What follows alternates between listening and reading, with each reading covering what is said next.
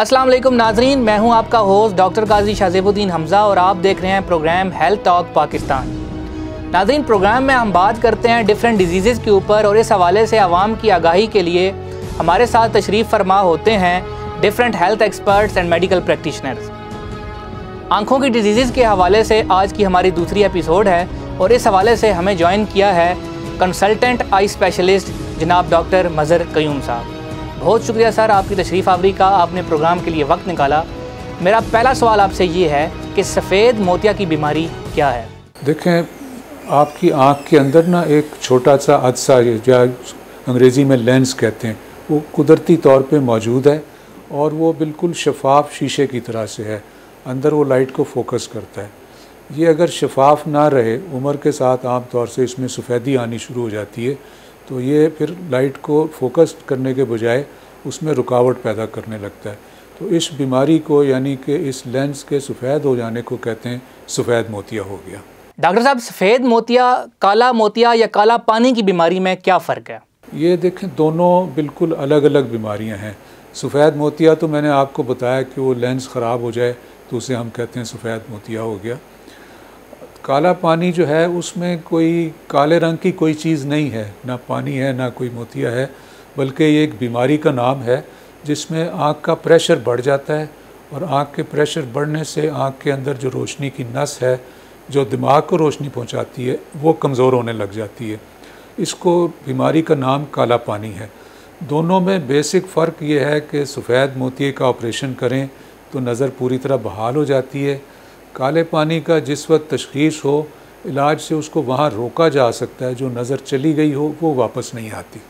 Doctor साहब, अब cure की तरफ आते हैं। मुझे ये बताइएगा कि सफ़ेद मोतिया का इलाज क्या है और इसका ऑपरेशन कब करवाना चाहिए? हाँ, पहले ये देख लेते हैं कि ऑपरेशन कब करना चाहिए।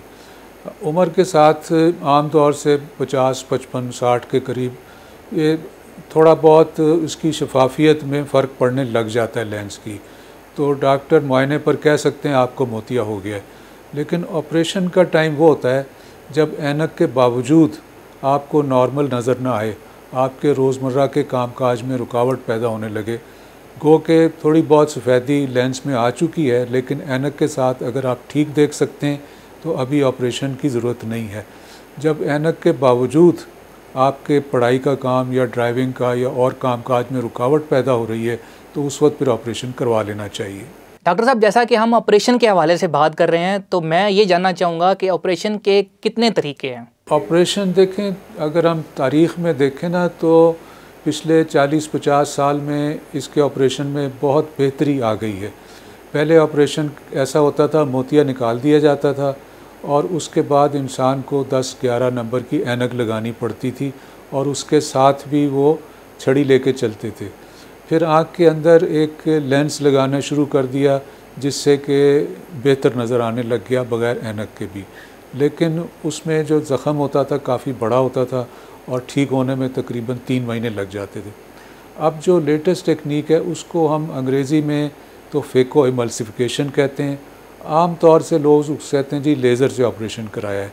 इसमें चीरा बहुत छोटा सा लगता है और एक मशीन के ज़रिए जिसका एक बारीक सा हिस्सा आँख के अंदर जाता है और इस मोतिये को पिघला कर निकाल लेता है और इसी छोटे सुराख से लेंस भी अंदर लगा दिया जाता है। इसमें रिकवरी टाइम, यानी कि आप जो मरीज़ देखने लग जाता है वो दूसरे तीसरे दिन ही तकरीबन नॉर्मल नज़र बहाल हो जाती है और जो पहले ऑपरेशन में कई कई दिन रेस्ट करना पड़ता था, लेटे रहना पड़ता था, बहुत एहतियात की ज़रूरत होती थी, वो भी अब नहीं पड़ती। इनमें से अक्सर मरीज़ों को दूर की ऐनक भी नहीं लगानी पड़ती, करीब की अक्सर मरीज़ लगाते हैं। डॉक्टर साहब, ये बताइएगा कि ऑपरेशन के बाद किन किन एहतियात की ज़रूरत होती है? लेकिन जैसे मैंने बताया ना कि पहले काफ़ी बड़े चीरे के साथ ऑपरेशन होता था, उसमें काफ़ी एहतियात की ज़रूरत होती थी। यानी मशवरा दिया जाता था चंद दिन बिस्तर में ही रहे, बहुत कम चले फिरे, सजदा ना करे। लेकिन अब जो लेटेस्ट तकनीक जो फेको इमल्सिफिकेशन या जिसको आम लोग लेज़र से कहते हैं, उसमें बहुत कम एहतियात की ज़रूरत होती है। मरीज़ ऑपरेशन के कमरे से ही पैदल चल के बाहर आता है और थोड़ी देर आराम करके घर चला जाता है। पट्टी अक्सर मरीज़ों को एक दिन हम लगा देते हैं, बाज़ डॉक्टर वो भी नहीं लगाते। दवाई उसको बाद में डालनी पड़ती है तकरीबन 1 महीने तक, लेकिन इस दौरान वो अपने नॉर्मल कामकाज कर सकता है, मतलब 2-4 दिन आराम करने के बाद। बाज़ लोग पूछते हैं जी कार कब ड्राइव कर लें, तो वो भी हफ्ते के बाद अक्सर लोग ड्राइव भी सेफली कर लेते हैं। तो ये बताना यही कि फेको एमल्सिफिकेशन या जो लेज़र कहलाता है उसके साथ करने में अब कोई ख़ास एहतियात की ज़रूरत नहीं होती। बाज़ लोग पूछते हैं कि खाने पीने में क्या एहतियात करें। खाने पीने में भी इस ऑपरेशन की वजह से कोई एहतियात की ज़रूरत नहीं है। अगर आपको वैसे शुगर की वजह से या किसी और बीमारी की वजह से आप खाने में कोई एहतियात करते हैं, वो ज़रूर करते रहें, लेकिन इस ऑपरेशन की वजह से जैसे मशहूर है मिर्चें ना खाएं या चावल ना खाएं या दूध ना पिएं, तो ऐसी कोई पाबंदी नहीं है, आप नॉर्मल खाना खा सकते हैं। डॉक्टर साहब ये बताइएगा कि ऑपरेशन के दौरान आंखों के अंदर लगाए जाने वाले लेंस की कितनी किस्में हैं? चीज़ें भी और करीब की भी बग़ैर ऐनक के देख रहा होता है, और ये इस लेंस के अंदर ये खसूसियत होती है कि वो अपनी पावर चेंज कर लेता है। अब जो हम आँख के अंदर लेंस आम तौर से लगाते हैं वो तो एक ही पावर की होती है और आम तौर से दूर की नज़र के लिए लगानी पड़ती है ताकि उसको सारा दिन ऐनक ना लगानी पड़े, करीब के लिए ऐनक लगा ले। लेकिन अब ऐसी लेंस भी आ गई हैं जो कि दूर और करीब दोनों को सही फोकस कर लेती हैं, और वो लगाने के बाद इंसान की नज़र जैसे 25-30 साल की उम्र में थी तकरीबन वैसी हो जाती है अगर आँख में कोई और बीमारी ना हो। तो ये बेसिकली 2 तरह के लेंस, एक सिर्फ दूर के लिए और दूसरा दूर और करीब दोनों के लिए, ये दोनों अब इस्तेमाल हो रहे हैं। डॉक्टर साहब एक क्यूरी हमारे पास ये भी आती है कि क्या ऑपरेशन कराने के बाद ऐनक की ज़रूरत पड़ती है, इसको ज़रा एलेबोरेट कीजिएगा। ऑपरेशन के बाद अक्सर लोगों को दूर की ऐनक की ज़रूरत नहीं पड़ती, बाज़ को एक आध नंबर की ज़रूरत पड़ सकती है, क्योंकि जब ज़ख़म हील करता है यानी वो भरता है तो अगर बहुत सख्त भर जाए या बहुत नरम भर, तो ऐसी सूरत में कुछ ना कुछ नंबर आँख में होता है लेंस के बावजूद। हालांकि लेंस हम कंप्यूटर से नाप के डालते हैं, लेकिन उसके बावजूद भी थोड़ा बहुत नंबर हो सकता है। करीब की जो है ऐनक वो अक्सर मरीज़ों को ज़रूरत पड़ती है अगर हमने वो लेंस डाला है जो दूर के लिए है।